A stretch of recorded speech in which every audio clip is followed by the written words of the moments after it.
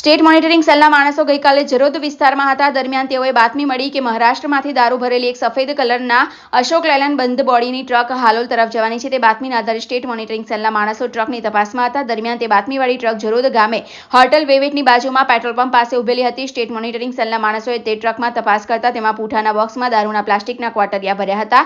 પોલીસે ટ્રકના ચાલક પાસેથી બિલ્ટી માંગી ચેક કરતા તે દવાની બિલ્ટીની આડમાં ટ્રકમાં દારૂ ભરેલો હતો. એસએમસીએ 78,96,000નો વિદેશી દારૂની 1,627 પેટીની ટ્રક મળી કુલ 1,08,34,580નો મુદ્દામાલ જપ્ત કરી.